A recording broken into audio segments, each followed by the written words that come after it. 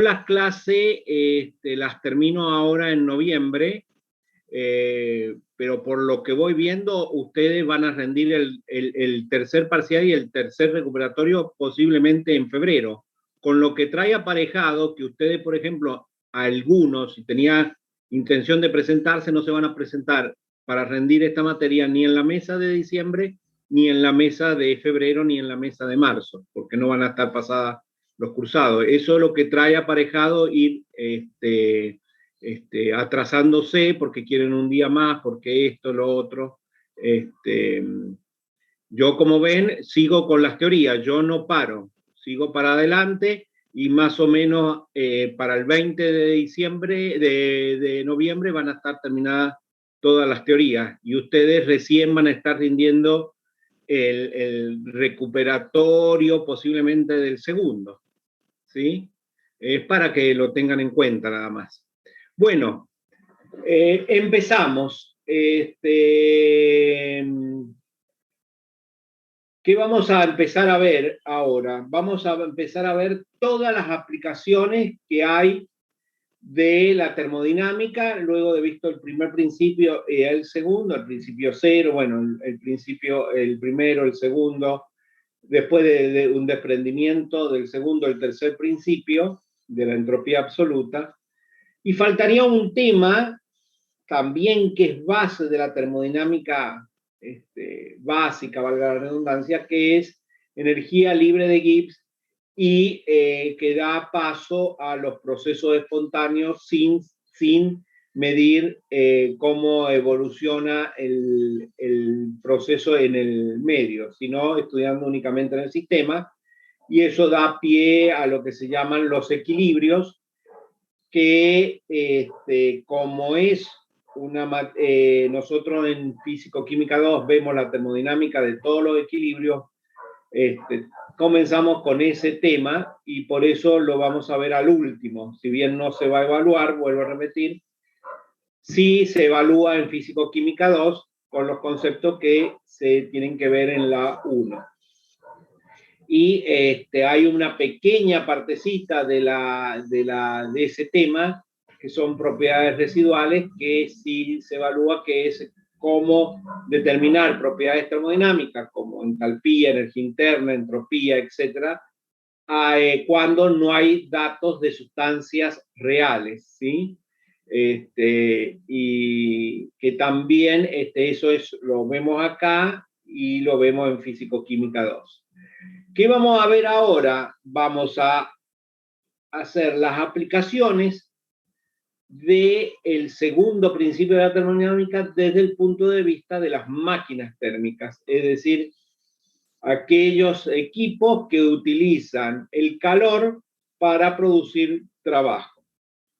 Está dividido este tema en tres partes, que son los ciclos de potencia utilizando gases, y ahí no nos vamos a detener mucho porque medio que el ingeniero químico no se dedica, salvo que trabaje en una planta de producción de energía eléctrica a gases, ¿sí? Pero ahí se ve, lo vamos a ver por arriba, el ciclo Otto y ciclo diésel, que son los ciclos por excelencia de combustión interna y que se utilizan en los medios de locomoción, en los autos, camiones, etc. Luego vamos a ver los ciclos de potencia que utilizan el agua en sus distintas fases, líquida, mezcla de líquido de vapor y de vapor. Entonces se llaman ciclos de vapor. Que el ciclo por excelencia es el ciclo Rankine con sus modificaciones. Luego vemos un pantallazo muy por arriba de los ciclos de combinados de vapor y gas. Luego, como estos ciclos de potencia se pueden funcionar en sentido contrario, lo vimos en el ciclo de Carnot, que por ser un ciclo reversible podía funcionar como un ciclo frigorífico o una bomba de calor. Entonces vamos a ver ciclos frigoríficos, ¿sí? Y un tema especial, la licuefacción de gases, es decir, gases, llevarlo, haciendo o trabajando en un procedimiento por arriba de la presión crítica, del estado crítico de la sustancia, se puede licuar como por ejemplo el nitrógeno, el oxígeno, el helio, etc. Ahí terminarían los ciclos de potencia y nos queda un tema más que es, lo vamos a ver cuando hablemos de ciclo de vapor, el agua de enfriamiento que sirve para la condensación en una de las partes del ciclo, que viene de las torres de enfriamiento, y esas torres de enfriamiento utilizan aire para enfriar ese agua de enfriamiento y entonces vamos a ver todo lo que se llama aire húmedo. Y por último, como les dije, la unidad de la parte de equilibrio, la parte de energía libre de Gibbs, ¿sí? Las propiedades termodinámicas, la utilización de todas las propiedades matemáticas, las ecuaciones de Maxwell, y un desprendimiento de eso son las propiedades residuales que sí vamos a hacer problemas. Y con eso se terminaría todo lo que es termodinámica o físico-química 1. Vamos a empezar por los ciclos de gas. ¿Sí? Les voy a compartir pantalla. ¿Sí? Y son ciclos de potencia utilizando un gas. Ciclos de potencia, ahí ven una foto. Los más comunes son los de combustión interna, y los más comunes de ellos son el ciclo Otto y ciclo diésel. Vamos a hacer un pantallazo nada más para que ustedes tengan una idea.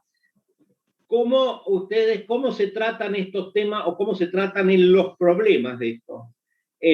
Por eso es tan importante, en un diagrama PV o en un diagrama TS se va a dibujar un ciclo. Van a ver que son ciclos que son adiabáticos, tienen dos transformaciones adiabáticas, dos transformaciones isocóricas y forman un ciclo, o dos transformaciones adiabáticas, una transformación isocórica y una transformación isobárica, formando un ciclo, y van a trabajar con gases ideales. Vamos a modelar con gases ideales. Entonces, nos retrotraemos al primer principio de la termodinámica cuando trabajaban con ciclos. ¿En qué consisten los problemas? En hallar 4 puntos o 4 estados, el estado 1, el estado 2, el estado 3 y el estado 4, hallar qué parámetros, presión, volumen, temperatura. ¿Utilizando qué? Utilizando todas ecuaciones de gases ideales, todas ecuaciones de gases ideales.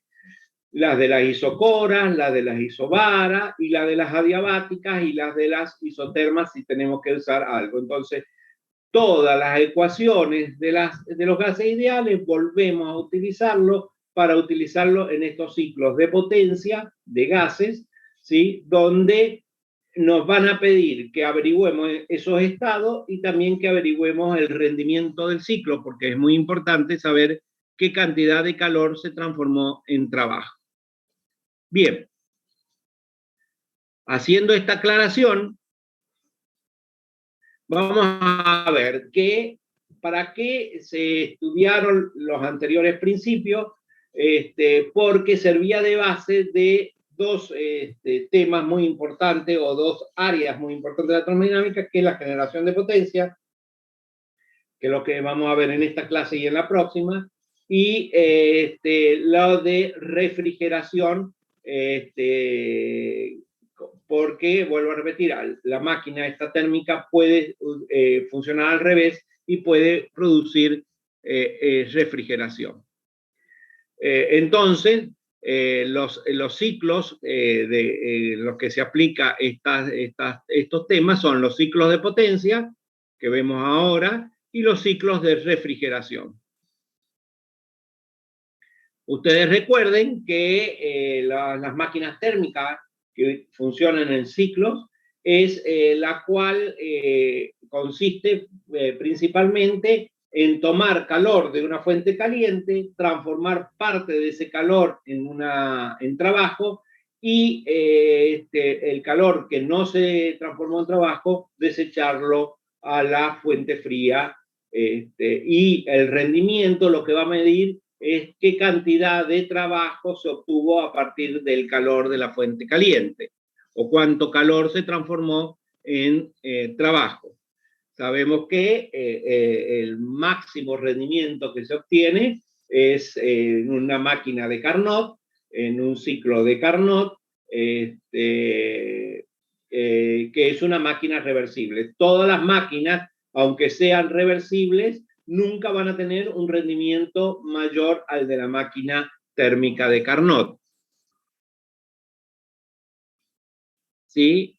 Entre los ciclos de potencia, lo que podemos clasificarlo en dos tipos, de acuerdo al fluido que está circulando en ese ciclo. Los ciclos de vapor, que es generalmente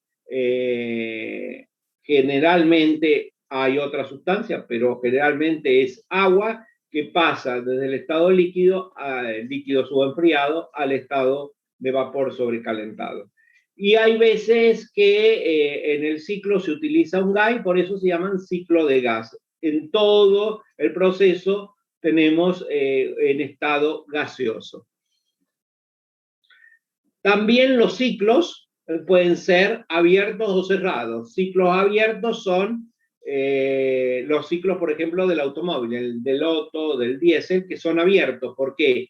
Porque se entra un combustible más el aire y después de la combustión se elimina los productos de esa reacción de combustión, que son generalmente dióxido de carbono y vapor de agua. Estos ciclos abiertos se modelan para poderlos, para poder calcularlos y para sacar el rendimiento, se los modela como ciclos cerrados de aire utilizado como gas ideal. Entonces los ciclos abiertos se los modela para poderlos estudiar como ciclos cerrados de aire tratado como gas ideal. En los ciclos cerrados, estos sí son cerrados permanentemente, la sustancia, ya hemos dicho que generalmente es el agua, que pasa del estado líquido al estado vapor, y siempre vuelve al mismo estado inicial, es decir, que el estado final es el mismo estado del inicio. Y se usan mucho en las centrales térmicas para producir energía. Pueden ser de combustión interna o combustión externa, es decir, la combustión se realiza en el mismo sistema. Por ejemplo, los cilindros de los automóviles. La combustión en el mismo sistema que es el cilindro. Y la combustión externa es donde el proceso de la combustión se realiza fuera del sistema que estamos estudiando. Y a través de la transferencia de calor es que se produce esa transformación de agua líquida a agua gaseosa para luego utilizarla en producción de trabajo. Eso, la de combustión externa generalmente es la de centrales eléctricas. Dentro de la forma en que van a funcionar pueden ser ciclos reversibles, ciclos ideales y ciclos reales. Dentro de los ciclos reversibles tienen una máxima eficiencia, los ciclos ideales, como el de Carnot, tienen la mayor eficiencia, pero no son reversibles. Perdón, dentro de los ciclos ideales está el ciclo de Rankine, ¿sí? Que tiene algunas irreversibilidades, pero tienen mayor eficiencia que los reales. Y los ciclos reales son aquellos ciclos que realmente están funcionando y que tienen pérdidas, ya sea por fricción, ya sea por pérdida de calor, ya sea por fricción con las paredes, como les decía, o de los tubos, o pérdidas en las turbinas y en los compresores. Y también por pérdida de calor, tanto en el condensador o en la caldera. Esta era el esquema de una máquina térmica que teníamos, se desprendía calor de un depósito caliente a esa temperatura. Se parte de ese calor en la máquina térmica propiamente dicha, con el motor térmico, se producía una parte de trabajo y el otro calor que no se podía transformar se desechaba al depósito de frío, ¿sí? O sumidero. Eso era lo que teníamos para la descripción de una máquina térmica. Bueno, estas máquinas que vamos a ver ahora trabajan bajo este mismo proceso y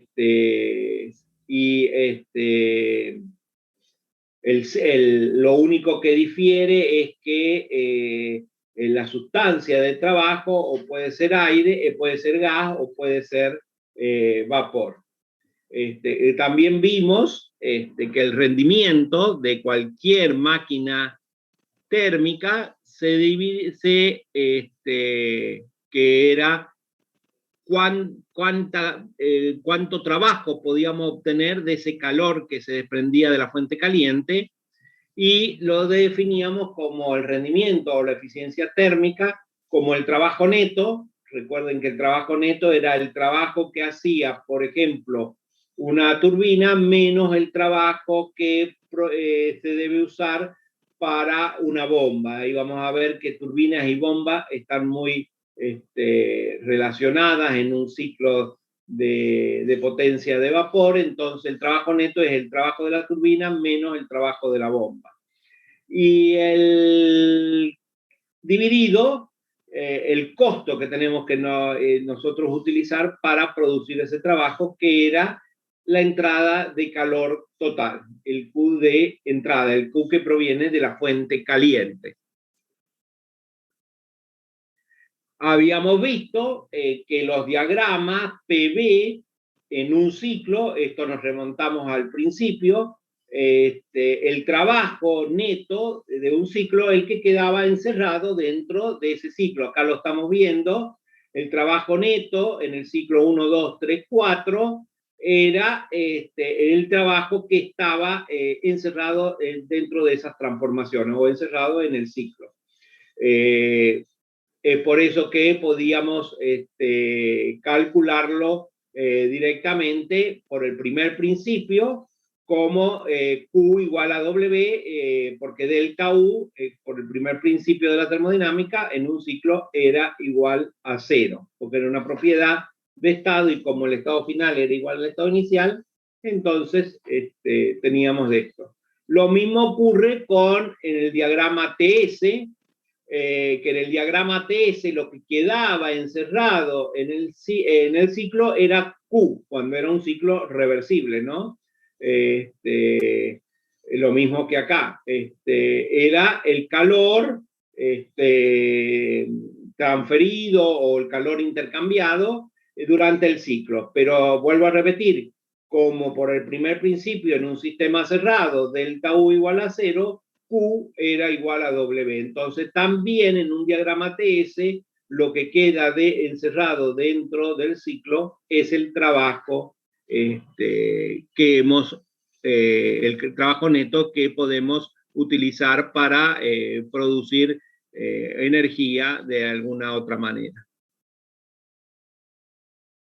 Bien, acá tenemos en un diagrama PV un ciclo real y un ciclo ideal. El ciclo real, es de las líneas punteadas, es más o menos lo que realmente se va a producir en un ciclo. Estamos hablando ya de ciclos cerrados, de sistemas que la combustión, se hace adentro del sistema, por eso es combustión interna, y es el caso típico del funcionamiento de un auto, del motor de un auto, ¿sí? O de un camión, de un móvil. Ese es el punteado. Y lo vamos a idealizar, ustedes saben que siempre lo tenemos que idealizar, ¿sí? Por transformaciones reversibles. Entonces, las transformaciones o del ciclo ideal son las que están con línea llena, continua. Estas transformaciones ahora vamos a ver que generalmente son adiabáticas, isocoras e isobaras. Y también, como les dije al principio, vamos a trabajar con gases ideales.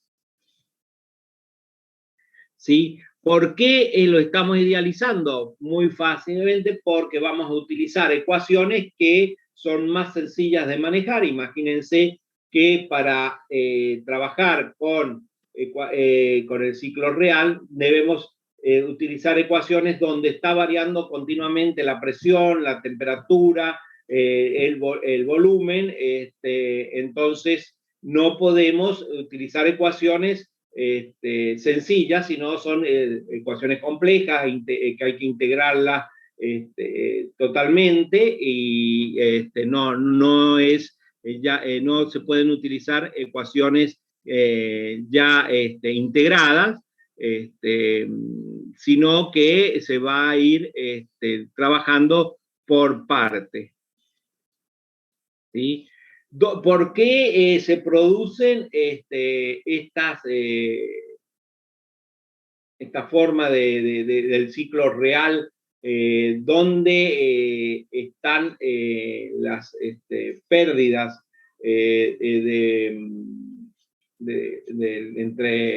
comparándolo con el ciclo ideal? Es que hay pérdidas siempre por fricción, hay pérdidas porque el sistema no está aislado totalmente, entonces hay pérdidas de calor, y los procesos no son en equilibrio. Entonces, estos procesos no están en equilibrio. Y recuerden que nosotros estudiamos siempre procesos en equilibrio, si bien la palabra equilibrio es contradictoria con proceso, porque si está en equilibrio no hay un proceso, pero bueno, se les llama cuasistático, los procesos de adiabático, de isocórico o isobárico, son cuasiestáticos. Entonces, transformamos un ciclo real a un ciclo ideal suponiendo que no hay fricción en todo el proceso, es decir, en las cañerías, en los tubos, en las válvulas, en los cilindros, no hay ningún tipo de fricción.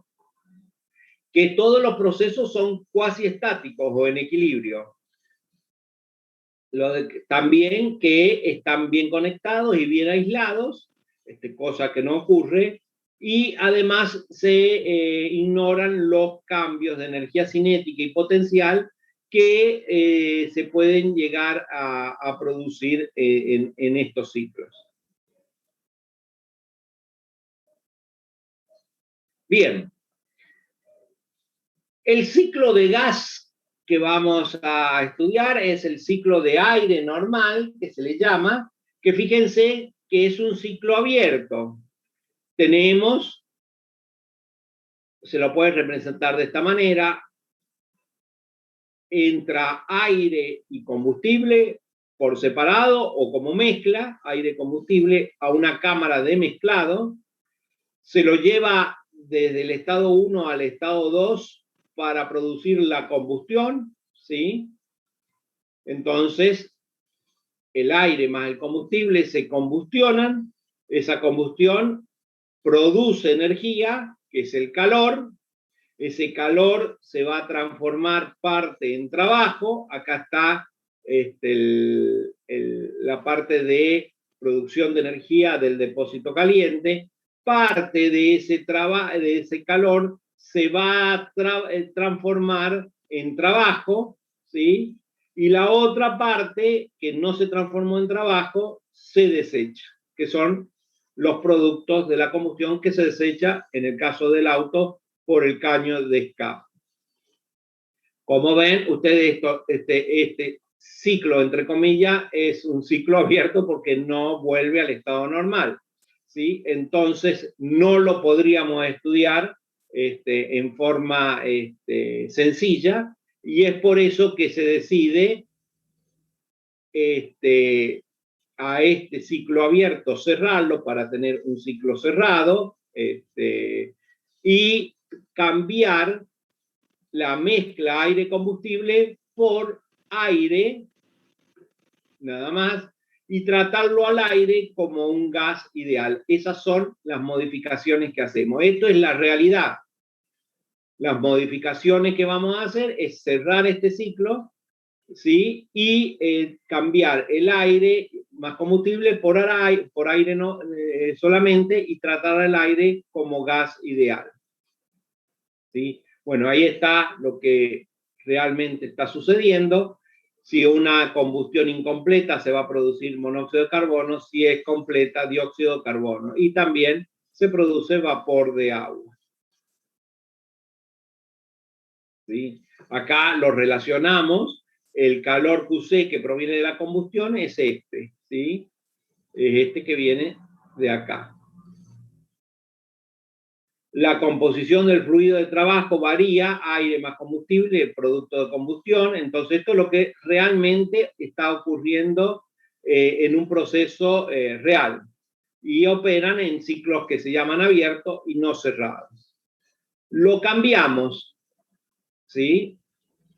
Ahora el ideal es aire, vuelvo a repetir, lo vamos a trabajar como gas ideal, ¿sí? Donde se produce una absorción de calor, es decir, transformamos la combustión por algo que nos introduce la misma cantidad de calor que produce la combustión, ¿sí? Luego se produce la expansión y luego se produce el trabajo que no se transformó, es decir, parte de este calor que no se transformó en trabajo, se desecha, expulsión de calor. Y acá tenemos verdaderamente un ciclo cerrado de aire, porque estamos utilizando aire como gas ideal,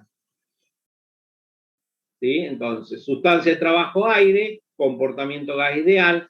Todo proceso de combustión se reemplaza por transferencia de calor desde una fuente externa. El escape de expulsión de calor es reemplazado por transferencia de calor hacia el medio circundante, hacia afuera, y se consideran, al ser gases ideales y trabajar a temperaturas, los extremos de temperatura no son muy altos. Recuerden que este QH viene de una fuente caliente y este QL va hacia una fuente fría. Vamos a considerar los calores específicos constantes. Recuerden que los calores de los gases ideales, es decir, para medir delta H o delta U, es decir, el CP o el CB, estaban en función de las temperaturas. Acá lo vamos a considerar como constante, tomándolo como un promedio o verdaderamente constante. Por ejemplo, que el CB vale 3 medios de R o el CP 5 medios de R. Es muy común utilizar esos valores para gases monoatómicos, biatómicos o triatómicos. Y por supuesto, todos los procesos son reversibles, es decir, procesos cuasi estáticos. Bien, el primer ciclo que se nos viene a la memoria es el ciclo de gas de Carnot, es decir, utilizando una sustancia que es en este caso el aire, como gas ideal, y que tiene dos procesos isotérmicos, que son el 1,2 y el 3,4, y dos procesos adiabáticos irreversibles que son isoentrópicos, que es el 2,3 y el 1,4. Acá está en el diagrama P versus B y en el diagrama T versus S, con la introducción del calor que viene de la fuente caliente y la eliminación de calor hacia la fuente fría. Recordamos que lo que queda encerrado dentro del ciclo era el trabajo que podemos obtener. Ese rendimiento, como cualquier máquina térmica, era el trabajo producido o el trabajo neto, acá está en función de los flujos, flujo de trabajo que es potencia, dividido el calor puesto en juego, ¿sí? Que el calor puesto en juego es el calor Q sub H, también como flujo. También lo podíamos poner como diferencia de calores o de flujo, y quedaba esto. Este módulo es para hacer referencia que tenemos que tomar el valor absoluto. Recuerden que el Q sub L para nosotros, como está saliendo, es negativo, entonces para no confundirlo con este menos, tomamos únicamente el módulo del calor que se libera a la fuente fría. Bueno, eso es lo que sabíamos del ciclo de Carnot, y también sabíamos que por ser un ciclo reversible y utilizar sustancias ideales, Q y Q se transformaban en temperaturas absolutas. Es decir, que en el ciclo de Carnot, el rendimiento o la eficiencia térmica podía ser en función de las temperaturas. Porque habíamos llegado a la conclusión que para este ciclo reversible, que es el ciclo de Carnot, Q sub L sobre Q sub H, o flujo de calor, era igual a T sub L sobre T sub H, y entonces el rendimiento, como les decía, nos quedaba de esa manera. Bien, todo esto es para repasar, ¿sí? Bueno, recordamos que la eficiencia de Carnot es la mayor eficiencia que se puede obtener en cualquier máquina térmica que trabaje entre las mismas TH y TL, siendo las máquinas reversibles, por supuesto. Carnot era una máquina reversible y las otras también, es decir, si trabajan en forma reversible, el máximo rendimiento que van a llegar al de Carnot, y si es irreversible va a ser menor. Vamos a definir algunas relaciones que son relaciones de compresión o relaciones de presión, que lo vamos a utilizar mucho en el ciclo Otto y el ciclo Diésel. La primera relación es la relación de compresión, R sub C o R sub B, según los libros. Es la relación de los volúmenes en el proceso de compresión, ¿sí? Entonces es B4 sobre B3, B4 sobre B1, perdón, en la compresión adiabática, B4 sobre B1, o también vamos a llegar a que es B3 sobre B2, a pesar que B4 es distinto a B3 y B1 y B3 es distinto a B2. Entonces, pero la relación de compresión, B4 sobre B1, en la compresión adiabática, ¿sí? O isoentrópica, porque es adiabática reversible, en la compresión isoentrópica. Entonces, esto tenerlo muy en cuenta porque se utiliza mucho en los dos ciclos que vamos a ver a continuación. También la relación de presión isoentrópica es la relación entre la presión a la salida y a la entrada del proceso de compresión. Es decir, P sub 1 sobre P sub 4. ¿Sí? La otra es B sub 4 sobre B sub 1. También tengamos en cuenta todas las ecuaciones de las adiabáticas, que son estas, en estos procesos 1, 4 y 2, 3, se cumplen. ¿Sí? Se cumplen. Todas las relaciones de las adiabáticas se cumplen. También, por ser gas ideal, se cumple P por B igual a la constante particular del gas por la temperatura absoluta. ¿Sí? Entonces, todas estas ecuaciones se cumplen. Hemos dicho que el CB y el CP son constantes, los calores específicos se mantienen constantes, y bueno, se utilizan todas las ecuaciones de las isobaras, las isocoras y de las isotermas para gases ideales. Bien, entonces fíjense el rendimiento del ciclo de Carnot. Si se utilizan las relaciones de las adiabáticas, sabíamos que el rendimiento del ciclo de Carnot, ¿sí?, era 1 menos T4 sobre T1. ¿Sí? Acá está la isoterma T1 y la isoterma T4 o T3, que es lo mismo. ¿Sí? T4 sobre T1. Utilizando las relaciones de las adiabáticas y utilizando la relación de compresión y la relación de presión, vamos a llegar que el rendimiento para una máquina térmica también se puede poner en esta forma. ¿Sí? 1 menos la relación de presión, 1 menos K sobre K, teniendo que la relación de presión isentrópica es esto. Y también el rendimiento en función de la relación de compresión. Es decir, que ahora los rendimientos los vamos a trabajar como relaciones de presión o relaciones de compresión. Que vamos a ver que a mayor relación de compresión, mayor va a ser la eficiencia térmica. Es decir, contra más comprimido se trabaje, mejor va a andar el motor.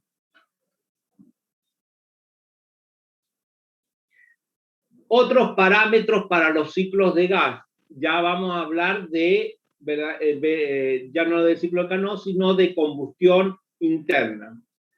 ¿Qué parámetros son importantes?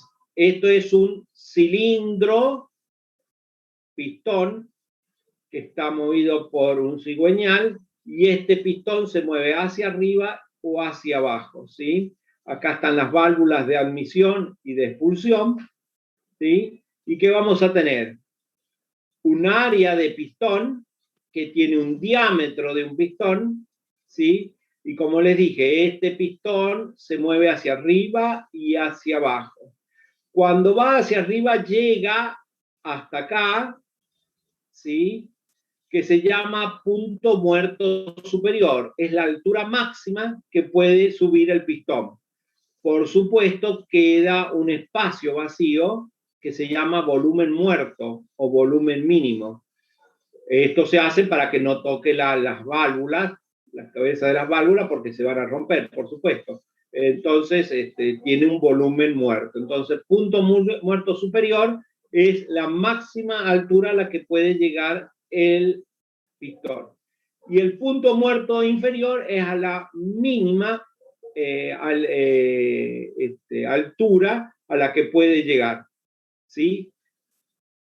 El volumen que queda entre el punto muerto superior y el punto muerto inferior es el volumen máximo. ¿Sí?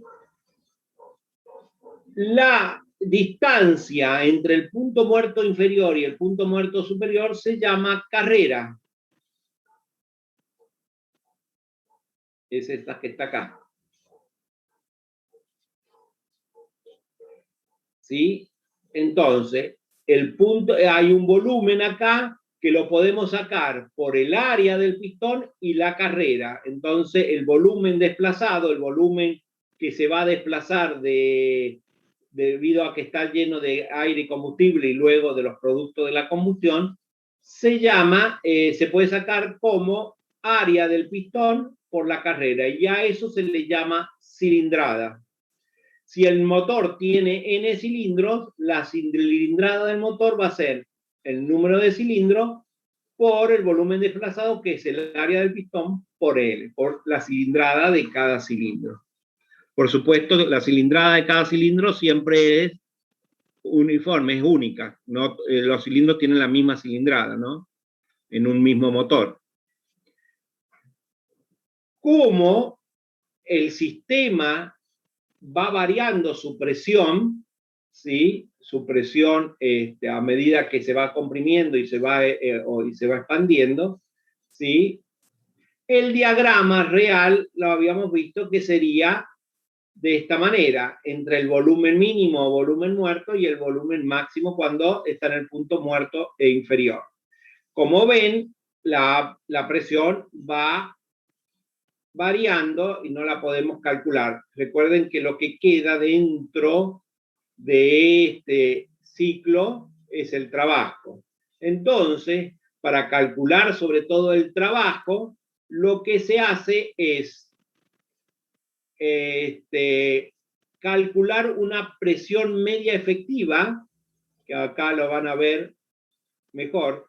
La presión media efectiva es aquella presión, ¿sí?, que multiplicado por la diferencia entre el volumen máximo y el volumen mínimo, que es trabajo, me da el mismo trabajo que esto que está encerrado. Es decir, que la presión media efectiva es aquella presión que multiplicado por el delta B me da el mismo trabajo que el trabajo real que tendría. Es decir, este trabajo que está acá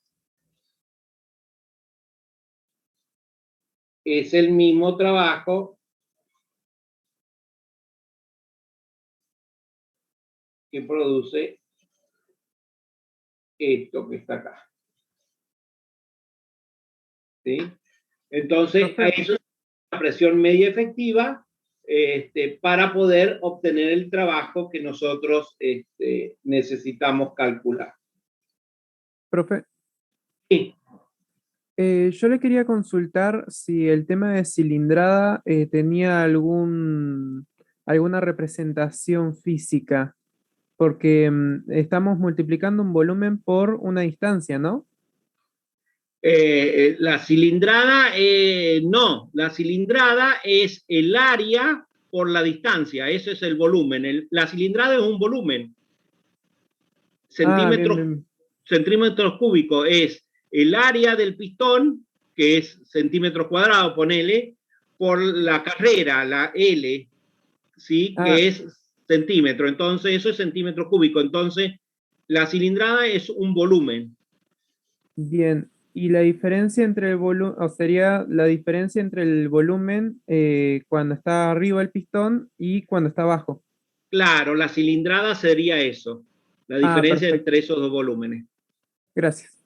De nada.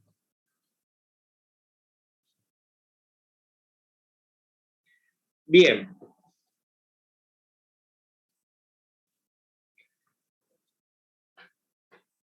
Bueno, ¿se acuerdan recién la relación de compresión? Bueno, en estos ciclos, la relación de compresión va a ser el volumen entre el punto muerto inferior y sobre el volumen entre el punto muerto superior, o el volumen máximo sobre el volumen muerto. O lo podemos poner como la relación de compresión también como el volumen muerto más el volumen desplazado sobre el volumen muerto. ¿Qué ciclos se pueden estudiar en los ciclos de combustión interna?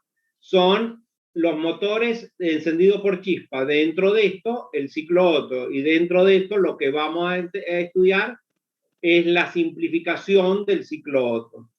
El otro, el ciclo de encendido por compresión. El ejemplo más típico es el ciclo diésel, y dentro del ciclo diésel, la simplificación del ciclo diésel. Y también hay combinaciones de los dos ciclos, el ciclo Otto y el ciclo diésel, que se llama ciclo dual o semidiésel. Bueno, vamos a ver el ciclo Otto. El ciclo Otto en la realidad es ese ciclo, eso es lo que produce. ¿Qué tiene? Una admisión, que es la presión de admisión. Acá se admite, ¿qué se admite? Se admite la mezcla de aire-combustible en el Otto.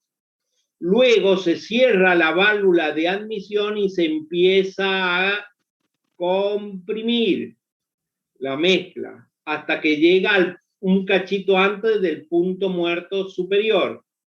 En ese momento, la bujía salta una chispa y hace el encendido y aumenta, ¿sí?, la presión por la combustión a volumen constante, fíjense. Entonces esto es a volumen constante, casi a volumen constante. Luego, el fin de la combustión, por la misma combustión se empieza a expandir los gases de la combustión. Tanto la compresión como la expansión la vamos a representar como en forma adiabática, que no hay liberación de calor, ¿sí? ¿Hasta dónde? Hasta donde se abre la válvula de escape. Cuando se abre la válvula de escape, casi llegando al punto muerto inferior, ¿sí? Disminuye bruscamente la presión porque se conecta con la atmósfera, entonces vuelve a la presión de la atmósfera. Y en ese momento, cuando llega al punto muerto superior, se hace el barrido o el escape de los gases de la combustión, ¿sí? Entonces vuelve desde el punto muerto superior al punto muerto, del punto muerto inferior al punto muerto superior, para sacar los gases. Y vuelve nuevamente a producirse todo este ciclo.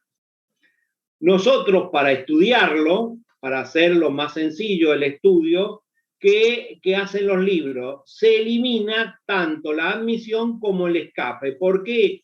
Porque el trabajo de admisión es muy parecido al trabajo de escape. Presión por el delta B es un trabajo, entonces acá tienen un trabajo. Y el de escape lo mismo, es un poquito más elevada la presión, pero en términos de números son muy parecidos. Entonces el trabajo hecho para cuando se aumenta el volumen es igual al trabajo que se escapa cuando se comprime, ¿sí?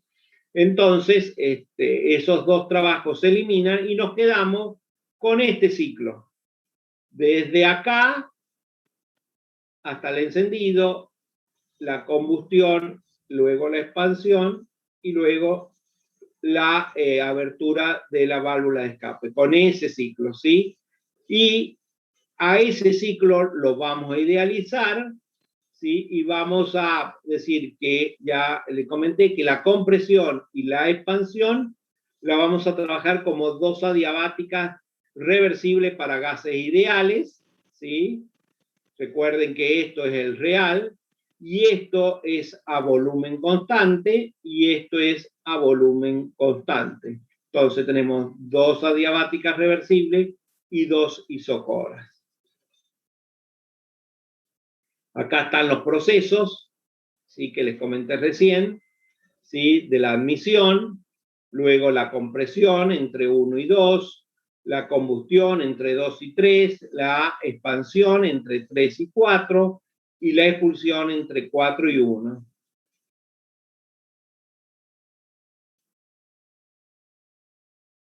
Y después está el barrido. Y les vuelvo a repetir que tanto la admisión como el barrido o el escape no lo consideramos dentro del estudio que vamos a hacer.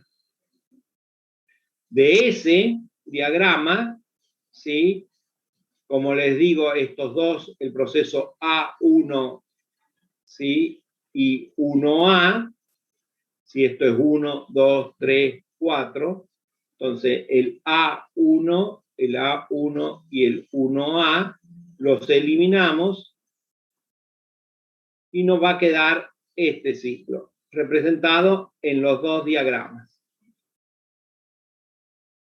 ¿Sí? Ahí está el ciclo Otto ideal, que utiliza un gas considerado como ideal. El proceso es reversible. Por lo tanto, tenemos el 1,2 adiabático reversible, es decir, isentrópico. El 2,3, donde entra calor, que es la combustión, es el proceso isocórico. El 3,4, que es una expansión, es isoentrópico, y el 4,1, que es isocórico, es la expulsión del calor que no usamos para producir trabajo. Entonces, acá tenemos el ciclo en un diagrama PV y en un diagrama TS.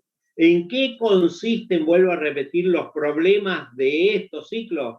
en calcular PTB en el 1, PTB en el 2, PTB en el 3, PTB en el 4, para gases ideales, calcular el calor que entra acá y calcular el calor que sale acá y calcular el trabajo que se produce en todo el ciclo y sacar la eficiencia.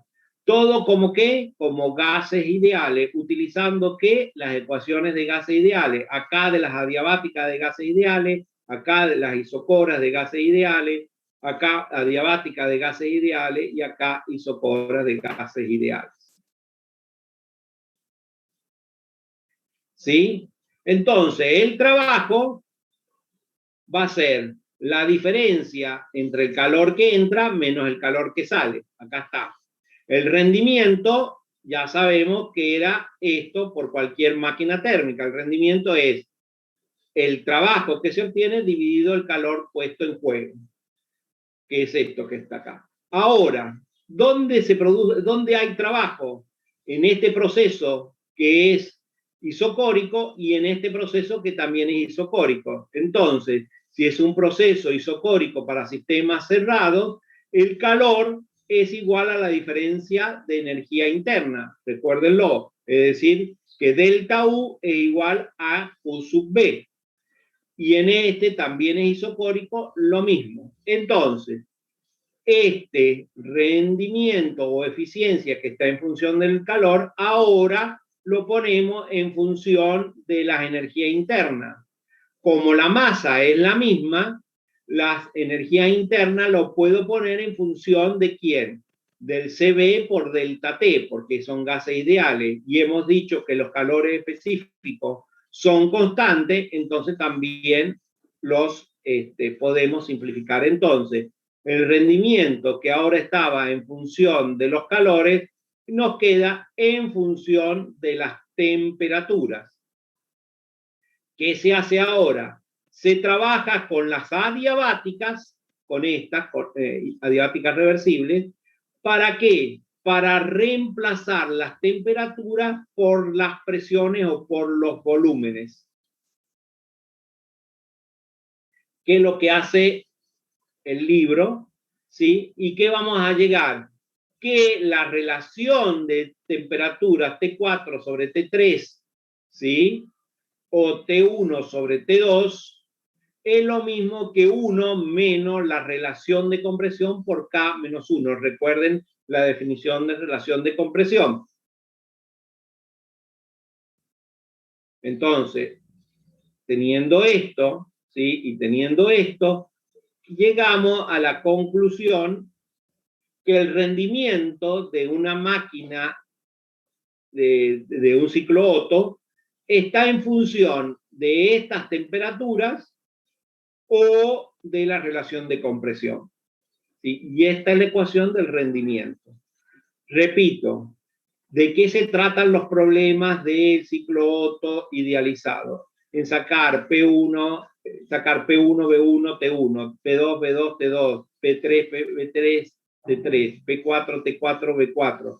En sacar los calores como la variación de energía interna acá, ¿sí? Porque son a volumen constante. Y sacar el trabajo, ¿sí? Y además sacar el rendimiento. En eso es. Todo como lo vamos a trabajar con gases ideales, con las ecuaciones de las adiabáticas de gases ideales, para sistemas cerrados, de las isocoras de gases ideales y de las isobaras para gases ideales. Y llegamos a este rendimiento. ¿Sí? Entonces, la eficiencia del ciclo Otto aumenta si la relación de compresión aumenta y si K aumenta. Profe, ¿qué era K? Que no me acuerdo. K es la constante de las adiabáticas, C sub P sobre C sub B, que como es constante, porque C sub P y C sub B son constantes, K es constante en todo el proceso donde están las adiabáticas, que es 1, 2 y 3, 4. En el libro sale la relación de compresión, el rendimiento en función de la relación de compresión. ¿Y qué dice el libro? Que para el ciclo Otto vamos a ver que la relación en la eficiencia va aumentando según la relación de compresión. Y llega un momento en que la relación de compresión, por más que, la eficiencia no aumenta tanto por más que aumentemos la relación de compresión. Los libros dicen que la mejor relación de compresión para trabajar con los ciclos Otto está entre 7 y 10. ¿Sí? Es menor que 8. ¿Por qué? Porque a partir de 10 se produce lo que se llama el autoencendido o golpeteo.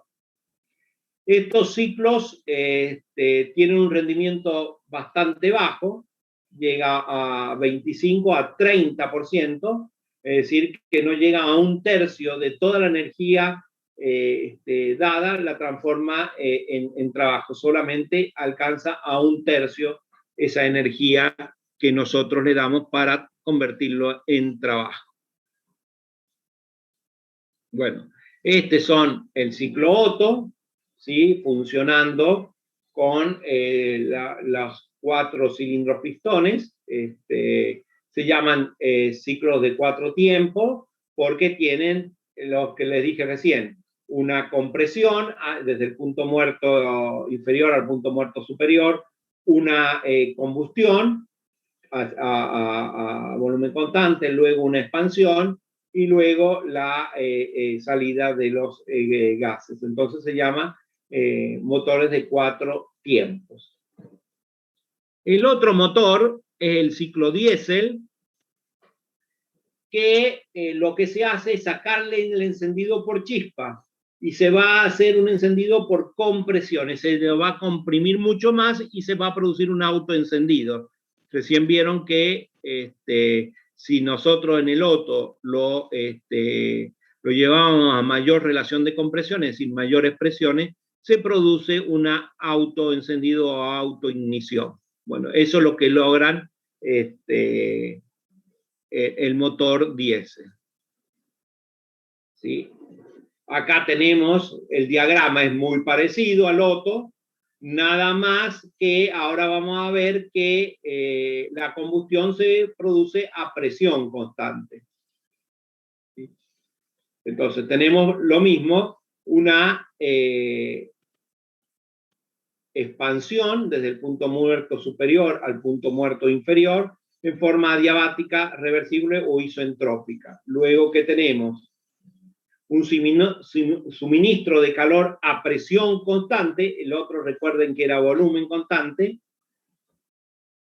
luego la expansión adiabática, reversible, de 3 a 4, y luego la expulsión del calor a volumen constante.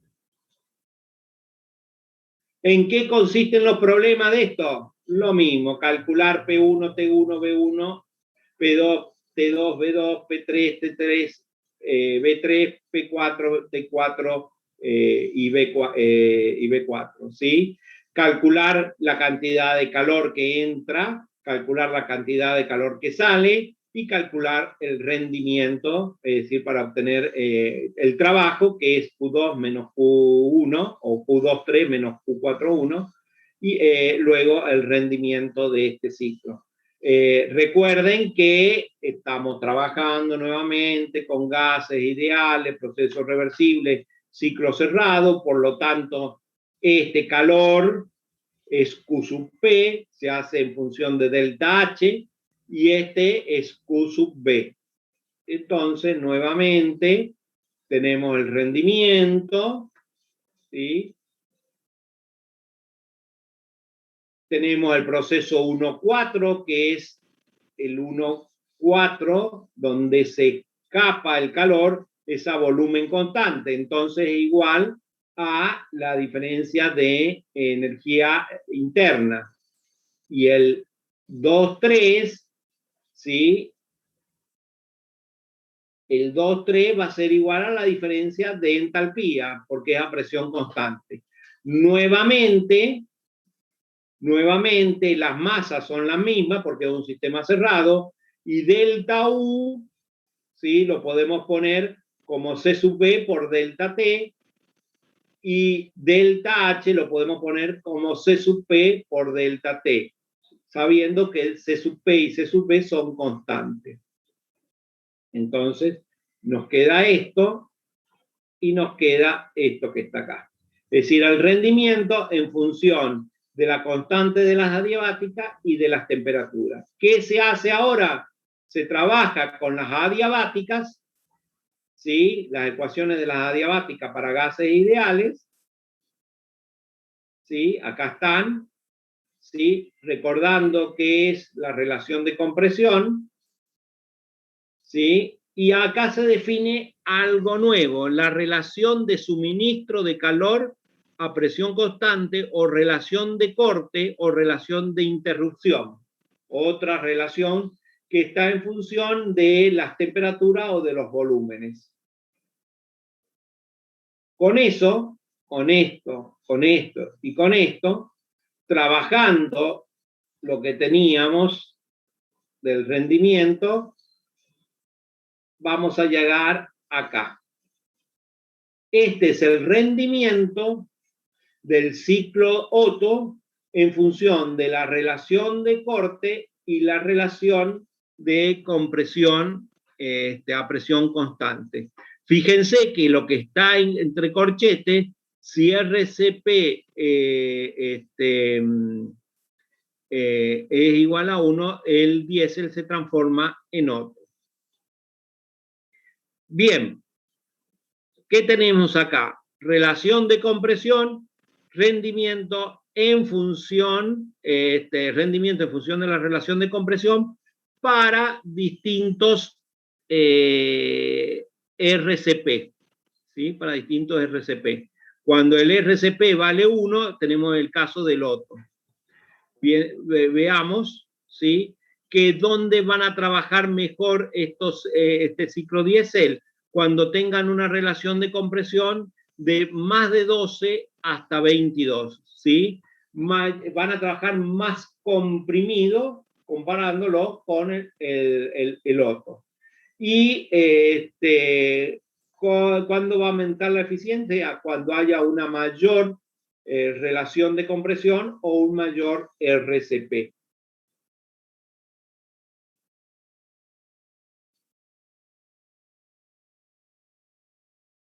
¿Qué ventajas tiene el ciclo diésel sobre el Otto? Que trabaja a mayores RC o RB sin que ocurra detonación, es decir, entre 14 y 18. Recuerden que trabaja entre 12 y 22. Ya que solo se comprime aire en el diésel, solo está entrando aire y el combustible se inyecta en forma de lluvia al final del proceso de compresión, es decir, cuando ya está en el punto muerto superior. ¿Sí? El motor diésel quema el combustible de manera más completa, ya que opera a menos RPM, por lo tanto produce menos contaminación. Utilizan combustible diésel que es más económico. Bueno, hace años ahora ya no es tan así. Tiene un mayor rendimiento. Recuerden que el otro estaba entre un 25 y un 30, este está entre un 35 y un 40. ¿Sí? Puede trabajar durante largos periodos y que se recaliente. El asunto es que son de gran tamaño y de mayor peso, porque deben soportar mayores relaciones de compresión. Con eso terminamos los dos ciclos por excelencia de combustión interna, que sea el ciclo Otto y diésel. Ahora vamos a dar un pantallazo a otro ciclo que es el ciclo dual o mixto, que como lo dice es una mezcla del Otto y del diésel. Ahí está. Profe, Sí. ¿los motores diésel tienen mayor cilindrada o no tiene que ver eso? más que mayor cilindrada, puede ser que sí tengan, pero no significa que sean mayor volumen, pueden tener el mismo volumen, lo que sí son más robustos, es decir, de un material, son más gruesos en definitiva, a eso se significa con robustez, son más gruesos y de materiales porque deben soportar mayores presiones, eso sí, pero pueden tener la misma cilindrada. Ah, ok, muchas gracias. Nada.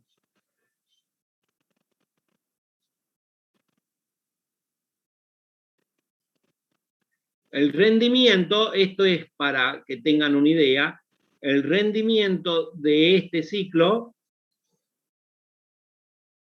es ese que está ahí, ¿sí?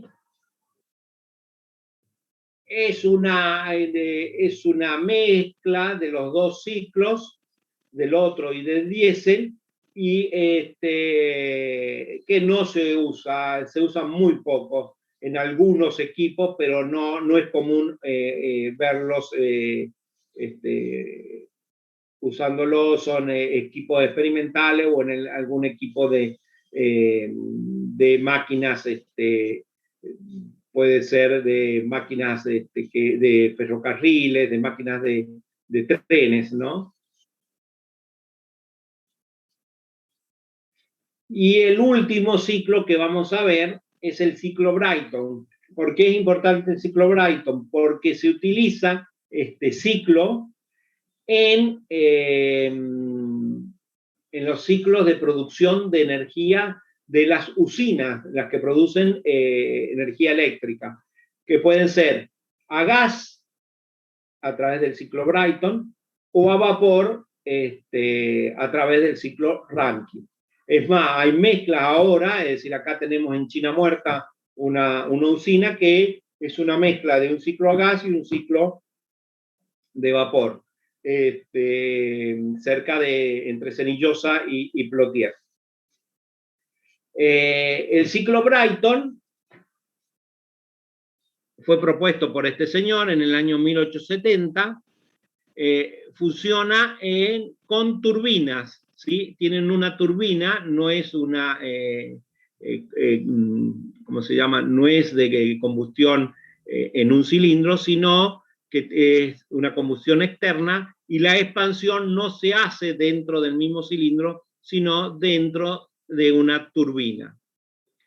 La turbina de gas está conformada por un compresor, una cámara de combustión y por la turbina propiamente dicha. La cámara de combustión es donde se produce la combustión del gas. Es decir, es la máquina o el ciclo, la turbina de gas. Un compresor donde ¿qué se va a comprimir? Se va a comprimir el gas, luego va a ir a una cámara de combustión donde se produce la combustión y los gases de esa combustión van a pasar a una turbina y van a producir un trabajo. Acá en el compresor se le tiene que dar trabajo y por lo tanto la diferencia entre el trabajo que hace la turbina y el trabajo que necesita el compresor va a ser el trabajo neto que vamos a poder utilizar para producir energía eléctrica. El compresor toma aire de la atmósfera, por lo tanto trabaja solo con aire. En la cámara de combustible se agrega el combustible con el aire y se realiza la combustión y luego los productos de la combustión producen la movilización de la turbina para producir trabajo. Ese trabajo parte, como les digo yo, se utiliza para utilizar al compresor y lo otro es la potencia útil. Luego los productos de la combustión se desechan. Este es un ciclo mecánico abierto y no termodinámico, entonces para poderlo estudiar lo tenemos que hacer como hicimos recién en los ciclos otro y diésel. Cerrarlo cerrarlo y transformar esta cámara de combustión en una fuente que entregue calor. El ciclo termodinámico de Brayton se toma aire como fluido de trabajo para todo el proceso y se considera que el aire también se comporta como gas ideal. ¿Qué diferencia hay entre los otros? Es que hay un compresor y una turbina. Aparatos, hay aparatos. Recuerden que en el Otto y en el diésel la compresión se hacía y la expansión en un cilindro. Acá hay un aparato que se llama compresor y un aparato que se llama turbina. Es decir, la compresión se hace en un aparato, no en el cilindro pistón, y la expansión se hace en otro aparato que se llama turbina y no en el cilindro pistón. El ciclo se cierra introduciendo un intercambiador de calor que desecha calor al medio a presión constante. Y acá está el ciclo termodinámico de Brayton.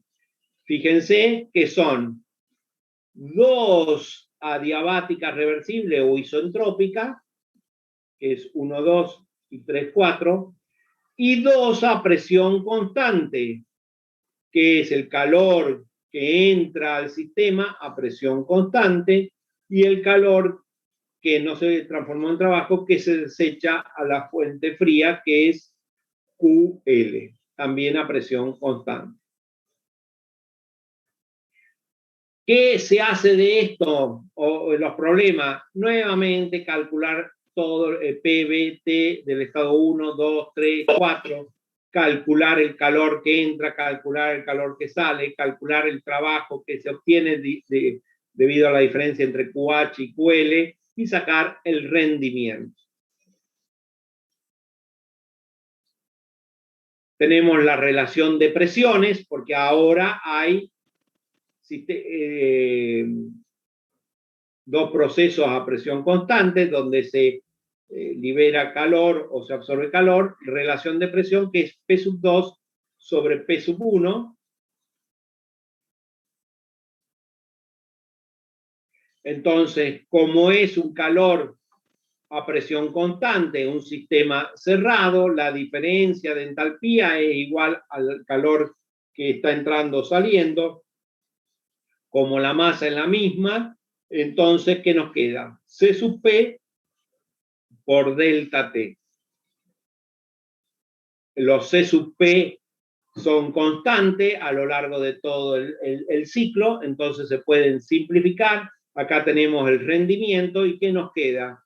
El rendimiento como cualquier máquina térmica, pero también el rendimiento en función de las temperaturas. ¿Qué se hace ahora? Esta relación de temperatura se trabajan con las relaciones de las adiabáticas para gases ideales. Y nos va a quedar este rendimiento del ciclo Brayton, ¿sí? Que es igual a la relación de presiones elevado a la gamma menos 1 sobre gamma, que es gamma lo mismo que K, la relación de C sub P sobre C sub B. El ciclo Brayton, en función de la relación de presiones, no de la relación de compresión de recién, que eran las relaciones de volúmenes. El rendimiento en función de las relaciones de presiones tiene una mejor zona de trabajo entre 5 y 20. ¿Dónde se usa el ciclo Brayton? Sobre todo en la generación de energía eléctrica o en la propulsión de los aviones. ¿Sí? También en los barcos como turbinas de desplazamiento, ¿sí? Para desplazar un avión o un barco. Y la energía eléctrica como turbinas de presión. Bueno, con esto terminamos, chicos.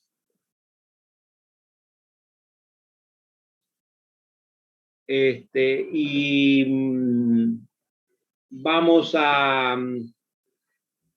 En este, vuelvo a repetir, es un pantallazo, no le vamos a dar tanta bolilla, y esos son los cálculos que van a hacer en los problemas. Recuerden, trabajar como gas ideal, trabajar, porque es una idealización, trabajar con las ecuaciones de gases ideales, que los C sub P y los C sub B son constantes. El lunes que viene vamos a ver el ciclo de vapor, ¿sí? Ese sí ya le vamos a dar más bolilla porque son también ciclos que se usan en la generación de potencia para las centrales térmicas. Lo que pasa que se utiliza muchísimo porque utiliza como combustible, como fluido de producción de energía, el agua. Entonces se utiliza en las grandes destilerías, existe un ciclo, una central de generación de electricidad para hacer funcionar la destilería. Entonces es muy común verlo. Y los ingenieros químicos pueden usarla, es decir, pueden estar a cargo de una central térmica con vapor. Eso lo vamos a ver el lunes, ¿sí? Yo ahora los voy a... No sé, ¿estás, Lorena, por ahí? Hola, sí. Bueno, chicos, los vamos a mandar a todos a la sala de espera, porque tenemos que hablar con una chica, con una alumna, y luego que hablemos con ella, Lorena los vuelve a convocar para que empiecen con la práctica. ¿Sí? Sí, o desconéctense todos y nos conectamos por el 10 enlace. minutos. Sí, sí, sí. Igual acá me parece que no está. No, no está Sofía, ahí le voy a decir que se conecte. Así Bueno. que sí, se pueden ir a la sala después. Cualquier cosa les comunicamos por WhatsApp. Profe, Sí. ¿Sí? Sofía se quedó estudiando. Me dijo que le avise cuando terminaba, o sea, cuando se tenía que meter, así que ahí le mandó un mensaje. Ay, dale, Franco, gracias. De nada.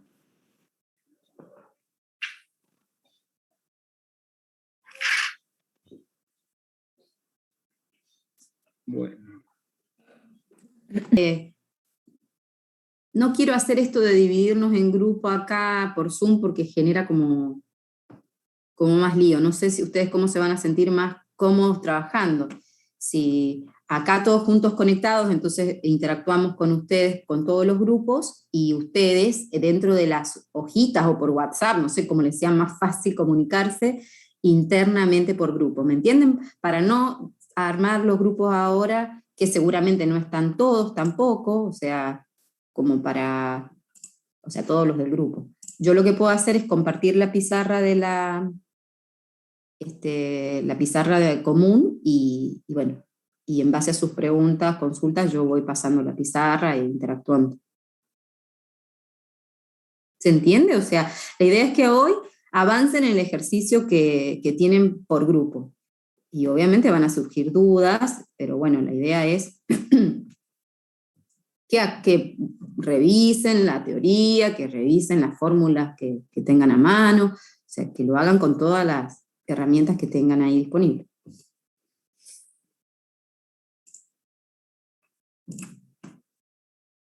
Lo vean, qué cosa rara le notan al ejercicio. Si es que ya leyeron el enunciado, si están debatiendo de algo. Hay algo nuevo acá en este ejercicio que nunca lo hemos visto. Por lo menos no sé si lo han visto en teoría. Nosotros no lo hemos visto en la práctica. Y la teoría del Sengel lo nombre, digo, bueno, lo dejé, pero de última es una cosita que les tengo que decir extra, nada más.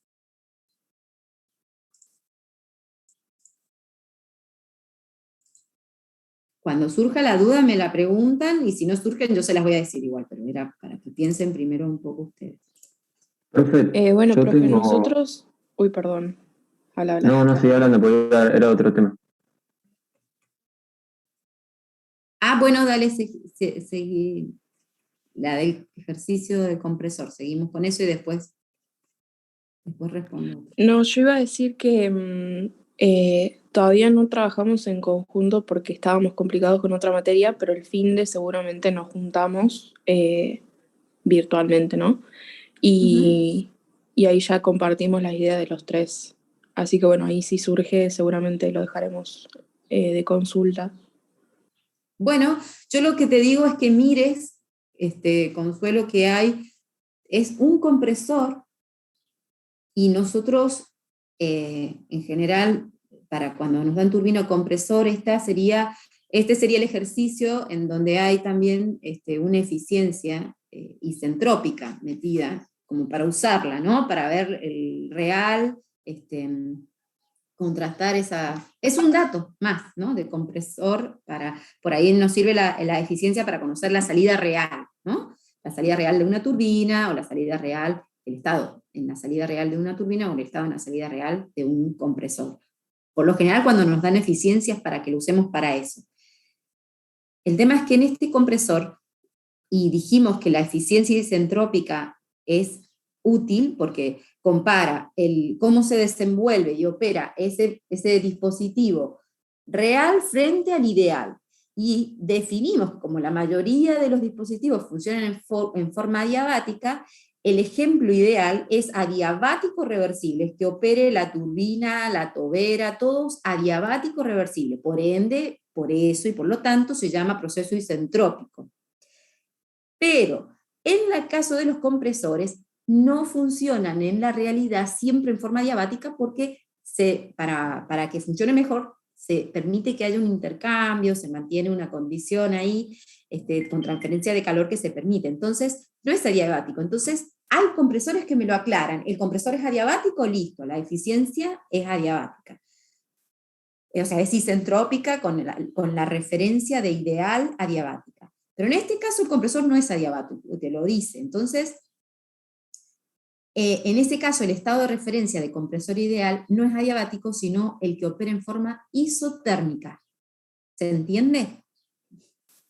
Entonces, en la definición de eficiencia, ¿sí?, que en el caso de los compresores tengan en cuenta cómo se calcula la eficiencia isentrópica, que es, bueno, en este caso no sería isentrópica, a esta se le llama eficiencia isotérmica. Por eso es que ahí, en el enunciado, fíjate que dice,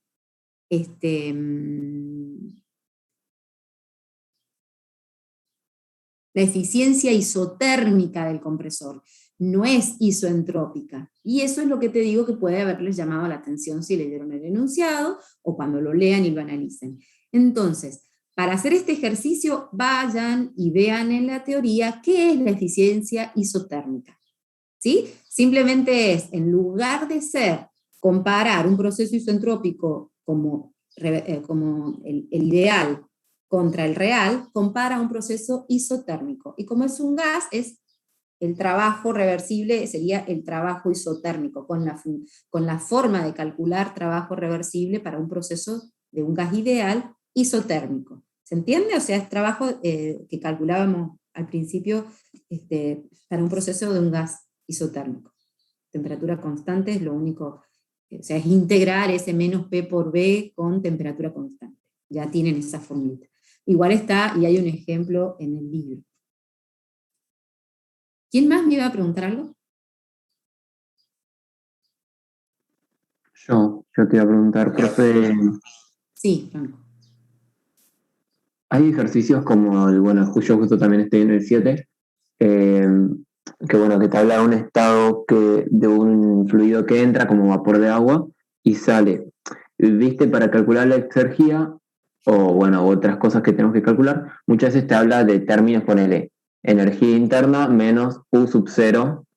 Entonces, mi duda está en el U sub 0, P sub 0, todos los que hablan de un estado inicial, si tomar la temperatura o el estado inicial del ambiente o de lo que está entrando. Bueno, es que ahí está el tema. Ese U sub 0 que usa ahí en la formulita, no es el inicial. Por ahí capaz que no queda claro, o sea, no se entiende eso, porque esto es un concepto que dice, el estado muerto es el que va a poner como así, T0, P0. Y quizás va a aparecer Sería lo que acá te T0. hablan como el estado ambiente. Exacto, el estado muerto, por eso no es que sea inicial, sino es estado muerto, ¿sí? Porque entre inicial y final le pone el que va del estado 1 al 2. ¿Se entiende? Claro, muchas Generalmente, veces en los ejercicios anteriores al 7 veía yo que cuando se hacía el cálculo de exergía u otros cálculos, hacían ponerle B sub 2 menos B sub 0. O sea que era el estado final menos el estado muerto, sería en este caso. eso es lo que yo les decía. Exergía en el estado 1 y exergía en el estado 2, ustedes las pueden calcular. La exergía en el estado 1 y la exergía en el estado 2 es comparar que el proceso va desde su estado 1 hasta el estado muerto. Entonces, proceso que va desde 1 hasta el estado 0, o sea, estado muerto. ¿Se entiende? Y la exergía en el estado 2, va a ser el proceso que va del estado 2 hasta el estado muerto. ¿Se entiende? Esa es la definición de exergía. Es mirarla, el trabajo disponible, o esa energía disponible para producir trabajo útil que tengo si voy del estado 1 al estado muerto. ¿Se entiende? O sea que sería tu estado, sí, porque los delta en realidad voy del 1 hasta el 0. Por eso, ¿cómo se calcula la exergía para el estado 1? Y eso ahí se fijan en las formulitas que hay. Eso es exergía en el estado de entrada, exergía en el estado de salida. Y otra cosa es cuando ponemos que va el cambio de exergía. Ahí es otra cosa. Bueno, exergía 2 menos exergía 1. Esto es cambio de exergía. Entonces ahí desaparecen los ceritos, porque si uno hace el análisis de restar este menos este, se anularían los estados muertos, y en conclusión, en la formulita, me queda, no sé, entalpía 2 menos entalpía 1. Y ahí no se tiene en cuenta exergía en el estado 0 porque en el estado muerto siempre es 0 la exergía, ¿no? No, es porque si vos a esta fórmula que está acá, la restás con esta, o esta la restás con esta, como en los dos hay estados muertos, esos términos del estado muerto se te anularían. Claro. Entonces ahí estamos calculando la exergía inicial menos la final. Exacto. Te quedaría, en los términos te quedaría U2 menos U1, por ejemplo. ¿Sí? Recuerden que acá le poníamos un phi o de acuerdo si era un régimen estacionario, más P0, B2 menos B1, más S, la entropía. Pero se entiende, pero fíjate que ahí aparece P0, que es la P atmosférica.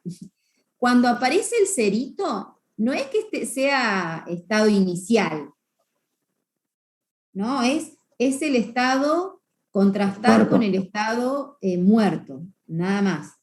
Y justamente, si yo quiero calcular el B sub 0, por ejemplo, o algo por el estilo, tendría que ir a la tabla. Si vos entonces quisieras la tabla, calcular... y muchas veces el B sub 0, por ejemplo, no te lo dan, que tendría que ir a tabla. Pero, ¿qué sería? Bueno, B sub 0, ¿a qué te referís? ¿El volumen? ¿El volumen específico? Claro. O no lo voy a necesitar en ningún momento. A veces, por ejemplo, si es aire, el volumen 0, el volumen del estado muerto, es el volumen del aire. Y como el aire lo modelás como gas ideal, es ese volumen. Ah, está bien. Sí, sí. Ahí Sí, ahora ya. entiendo tu pregunta. Es porque se supone que sea el fluido que sea, va a llegar hasta el estado de gas ideal y de aire. O sea, bueno, esperen, no, miento, ya entendí tu pregunta. Si es agua, sí, como vos decís, la sacás de tabla, pero depende del fluido, ¿no? Pero Claro, vos claro, sí. sabés que el estado muerto sería que el agua pase, por ejemplo, si esto es vapor, bien, que pase a 100 kilopascales y 18 grados centígrados. Claro, ese sería tu estado muerto. El volumen específico de agua a 100 kilopascales y 18 grados centígrados. Ahí entendí tu pregunta. Sí, por eso es el estado muerto. O sea, por eso es Sí. la última condición a la que llegaría ese vapor. Y como es vapor, usas eso. Si fuera aire, el fluido en tu ejercicio es aire, piensen en aire, en esas condiciones de presión y temperatura, va a ser el volumen de gas ideal, lo sacan ahí. Sí. Y si es otro fluido, lo buscan en tabla, como vos dijiste. Está bien, profe, quedó re claro. Gracias. Bueno, gracias. Profe, consulta. Ahí que dice velocidad baja, ¿la consideramos cero? Sí, perdón que estaba silenciada. Cuando dice velocidad baja es que la pueden despreciar. Así que ustedes están haciendo una estimación. Ok, Consideran gracias. a esa cero.